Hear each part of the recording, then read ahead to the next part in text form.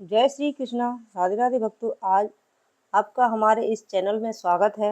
आज हम आपको भाद्रपद कृष्ण पक्ष की अजा एकादशी की विधि एवं महात्म्य सुनाने जा रहे हैं। युधिष्ठिर बोले, हे जनार्दन, भाद्रपद के कृष्ण पक्ष में किस नाम की एकादशी होती है, यह मेरी सुनने की इच्छा है, सो आप कहिए। श्री कृष्ण बोले, हे राजन, यह सब पापों को दूर करने वाली एकादशी अजा नाम से विख्यात है। ऋषिकेश भगवान का पूजन करके जो इसका व्रत करता है उसके पाप दूर हो जाते हैं। हे राजन, इससे बढ़कर दोनों लोकों का हित करने वाली कोई नहीं है। प्राचीन समय में सब पृथ्वी का स्वामी चक्रवर्ती हरिश्चंद्र नाम का सत्यवादी राजा था।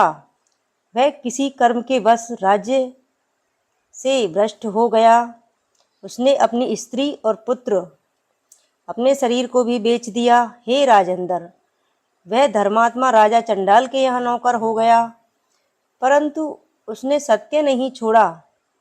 स्वामी की आज्ञा से वह कर के रूप में मुर्दे का वस्त्र लेने लगा। वह राजा सत्य से नहीं हटा। इस तरह से राजा को बहुत से वर्ष बीत गए।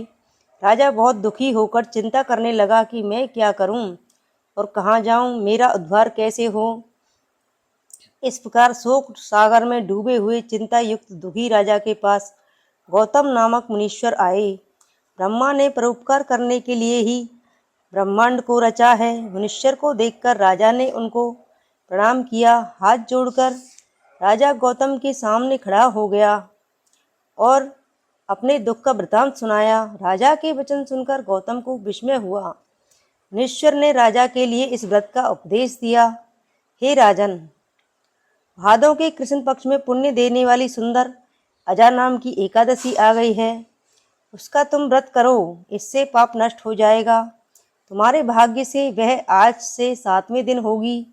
उपवास करके रात में जागरण करना।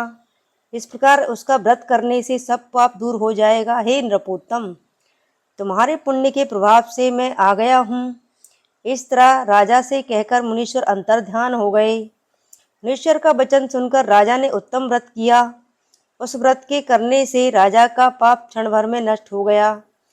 हे राजशार्दूल, इस व्रत का प्रभाव सुनो। जो कष्ट बहुत वर्षों तक भोगने योग्य है वह शीघ्र नष्ट हो जाता है।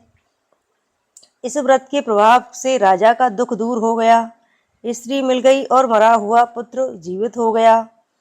देवताओं ने नगाड़े बजाए, आकाशों से फूलों की वर्षा हुई। एकादशी के प्रभाव से राजा ने निष्कंटक राज्य किया। सब पुरवासियों और कुटुंबियों समेत राजा स्वर्ग को गया। हे राजन, इस प्रकार के व्रत को जो मनुष्य करते हैं वे निश्चय सब पापों से छूटकर स्वर्ग को जाते हैं। इसके पाठ करने और सुनने से अश्वमेध यज्ञ का फल प्राप्त होता है। इस प्रकार एकादशी की कथा संपन्न हुई। जय श्री कृष्णा। राधे राधे भक्तों।